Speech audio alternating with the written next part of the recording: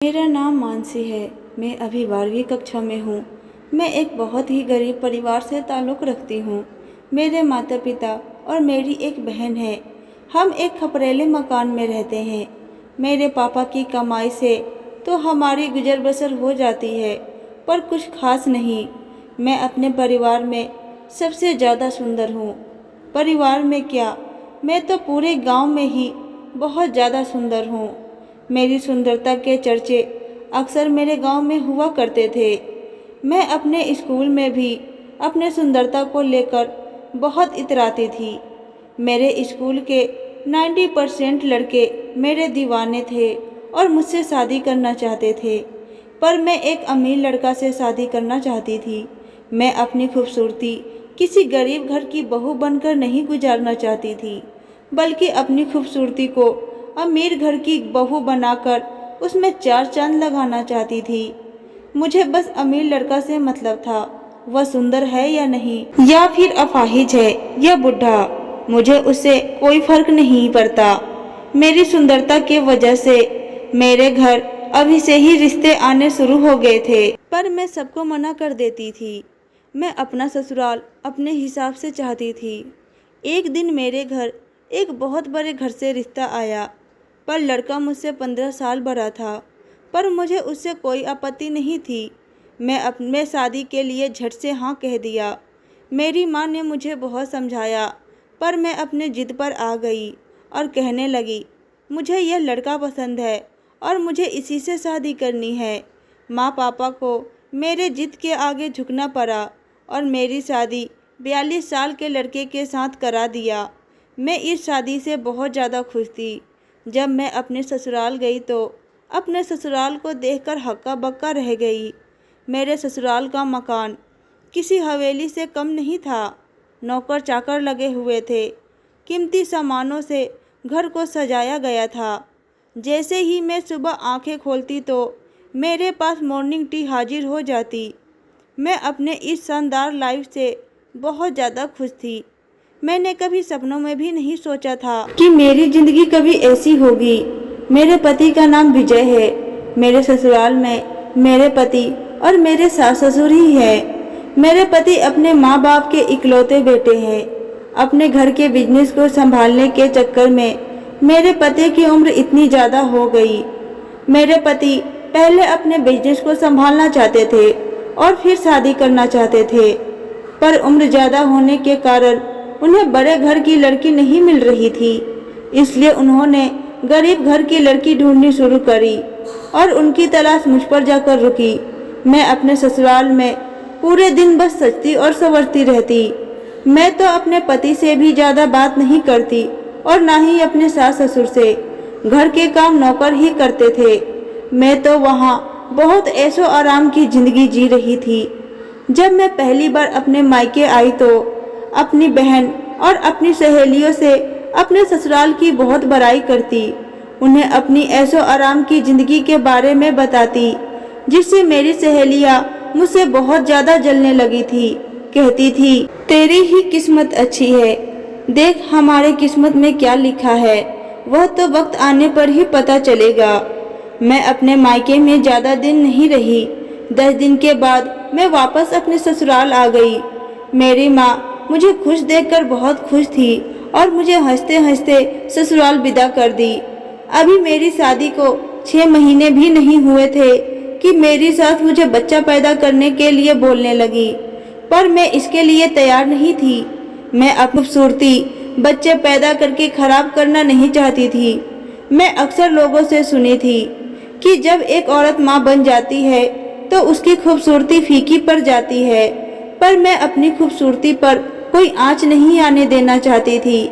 मैं अपनी सास को इधर उधर की बातें करके टाल देती थी, पर कब तक टालती। एक दिन मेरी सास ने यहाँ तक कह दिया कि या तो तुम बच्चा पैदा करो या फिर मैं अपने बेटे की दूसरी शादी करा देती हूँ।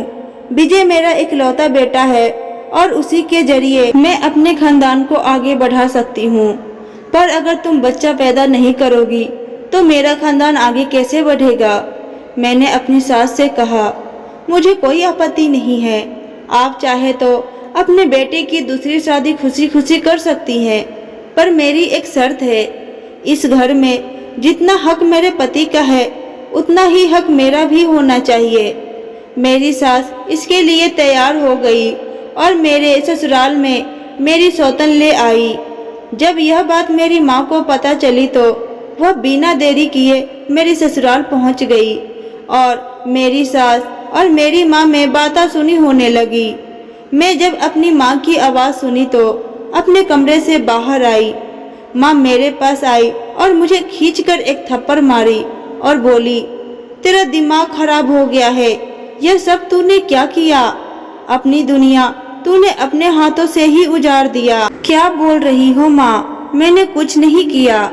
फिर माँ ने कहा, क्या तूने अपने पति की दूसरी शादी नहीं कराई? मैंने कहा, हाँ कराई। तो क्या हुआ? मुझे बच्चा पैदा नहीं करना था, इसलिए मैंने अपने पति की दूसरी शादी करा दी। मेरी माँ बोली, तेरा दिमाग खराब हो गया है। आज तूने यह जो फैसला लिया है, तू एक दिन इस फैसले पर बहुत पछताएगी। इतना कहकर माँ वापस चली गई। मैंने माँ को रोका भी नहीं, उल्टा मैं माँ से और गुस्सा हो गई कि उन्होंने फिजूल में ही मुझे इतनी सारी बातें सुना दी। मुझे तो अपनी खूबसूरती के आगे कुछ और दिखती ही कहाँ थी। मेरे पति और मेरी सौतन एक दूसरे के साथ बहुत खुश रहते थे। एक दिन जब मुझे पता चला कि मेरी सौतन माँ बनने वाली है तो मैं अपनी सास से बोली, अब तो आप खुश हो है ना माँ जी? मेरी सास बोली, मैं तुझे नहीं बता सकती कि मैं कितनी ज़्यादा खुश हूँ, तू नहीं समझेगी। कुछ महीने बाद मेरी सौतन ने एक बेटे को जन्म दिया। मेरी सास और मेरे पति उस बच्चे के आगे पीछे घूमते रहते। मेरा पति मेरी सौतन से बहुत ज़्यादा प्यार करता था। उसके एक फरमाइश पर वह उसके सामने रख देता था। जैसे जैसे मैं मैच्योर हो रही थी वैसे वैसे मुझे पति का अहमियत समझ में आ रही थी। धीरे धीरे मुझे अपनी सौतन से जलन होने लगी थी। मैं भी अपने पति के साथ रहना चाहती थी, अपने पति के साथ समय बिताना चाहती थी, प्रेम भरी बातें करना चाहती थी। पर मेरे पति तो अपना पूरा समय बस मेरी सौतन को ही देते थे। अब मुझे समझ में आने लगा था कि मैंने अपने पति की दूसरी शादी कर कर कितनी बड़ी गलती की है। जब मेरी शादी हुई थी तब मैं मात्र 17 वर्ष की थी। उस समय मुझे शादी और पति का कोई महत्व पता नहीं था, पर धीरे धीरे जब मेरी उम्र 20 की हुई तो मुझे पति और शादी का महत्व समझ में आने लगा। अब मुझे पैसे से कोई लगाव नहीं था, बल्कि अब तो मुझे अपना पति चाहिए था। पर मैं अपना यह हक किस मुंह से मांगूं? मेरे माँ पापा ने भी मुझसे मुंह मोड़ लिया था। फिर भी मैं माँ के घर गई और माँ के पैर पर गिरकर रोने लगी। माँ से माफ़ी मांगने लगी और कहने लगी कि माँ मुझे माफ़ कर दो, मुझसे बहुत बड़ी गलती हो गई है। अब मुझे अपनी गलती पर बहुत पछतावा हो रहा है। मुझे कुछ समझ में नहीं आ रहा कि मैं क्या करूं। माँ मुझे मेरा पति चाहिए। माँ ने कहा, मैंने तुझे पहले ही समझाया था पर तूने मेरी एक बात ना मानी। तूने तो जो गलती की है वह तो तुझे भुगतनी ही पड़ेगी। मैं इसमें तेरी कोई मदद नहीं कर सकती। तुझे बहुत घमंड है ना अपनी सुंदरता पर, तो अब अपनी सुंदरता को ही अपना पति बना ले। और अगर तुझे माफ़ी मांगनी ही है तो अपने पति से मांग, हो सकता है कि वह तुझे माफ़ कर दे। इतना कहकर माँ ने मुझसे मुंह मोड़ लिया। मैं वापस अपने ससुराल आ गई और अपने पति को ढूंढने लगी। मेरे पति और मेरी सौतन कमरे में बैठकर अपने बेटे के साथ खेल रहे थे। मैं अपने पति के पास गई और बोली, मुझे आपसे कुछ अकेले में बात करनी है। तो मेरे पति बोले, कहो क्या बात है? मैंने कहा, नहीं, मुझे आपसे अकेले में बात करनी है। पहले तो वह मेरे साथ अकेले में नहीं जाना चाहते थे, पर मेरे जिद करने पर आ गए। मैं उन्हें अपने कमरे में लेकर आई और उनसे हाथ जोड़कर माफ़ी मांगने लगी। मैंने कहा, मुझे माफ़ कर दीजिए, मैंने आपके साथ बहुत गलत किया है, पर उससे ज़्यादा मैंने अपने साथ गलत किया है। मुझे अब ऐसी जिंदगी बर्दाश्त नहीं हो रही। पल पल में घुटती रहती हूँ। मुझे भी पति का प्यार चाहिए, मुझे भी आपका साथ चाहिए। मैं अपने सुंदरता में अंधी हो गई थी, इसलिए मैंने अपने हाथ से जीवन का सबसे महंगा तोहफा गवा दिया। मेरे पति बोले, मुझे माफ कर दो, पर मैं यह तुम्हारी बात नहीं मान सकता। मैं नेहा से बहुत प्यार करता हूँ और मैं उसके साथ बहुत खुश हूँ। मैं उसकी जगह तुम्हें नहीं दे सकता, मुझे माफ कर दो।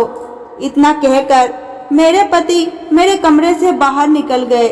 मैं अपने कमरे में बैठकर फूट फूट कर रोने लगी और अपनी गलती को याद करने लगी। मेरी अलमारी में जितने भी सजने संवरने की चीजें थी, सबको कूड़ेदान में फेंक दिया। मुझे अब अपनी सुंदरता से नफरत हो गई थी। दिन प्रतिदिन मैं अपना होश गंवा रही थी। मैं अपने पति और अपनी सौतन को एक साथ नहीं देख सकती थी। अक्सर अब मेरी सौतन से लड़ाई हो जाया करती थी। मेरी सास अब मुझसे परेशान हो गई थी। वह मेरे पति से बात करके मुझे तलाक दिलवा दिया और मुझे मेरे मायके भेज दिया। मैं जब अपने मायके आई तो मेरी माँ ने मुझे गले से लगा लिया और मुझे संभाली। मुझे पूरी तरह अपनी होश में आने में करीब 6 महीने का समय लग गया। 6 महीने बाद मैं पूरी तरह से ठीक हो गई थी, पर मैं अब पहली वाली मानसी नहीं थी। अब मैं बदल गई थी। मेरे दिल में इंसानियत ने जन्म ले लिया था। अब मुझे ना तो पैसे और ना ही सुंदरता से कोई मतलब था। मैं तो सजना संवरना भी भूल गई थी। मैं बिल्कुल साधारण सी मानसी बन गई थी। कुछ दिन बाद मेरी माँ ने मेरी शादी हमारे लेवल के एक घर में करा दिया। लड़का भी मेरी तरह शादीशुदा था, पर उसकी पत्नी की मृत्यु हो गई थी। उसकी एक बेटी थी, पर मैंने इन सबको साइड करके उसके घर को अपना लिया। बेटी को अपनी बेटी की तरह प्यार करने लगी और उस पर ममता लुटाने लगी। मेरा पति बहुत अच्छा था, मुझसे बहुत प्यार करता था। मैं भी उससे बहुत प्यार करने लगी।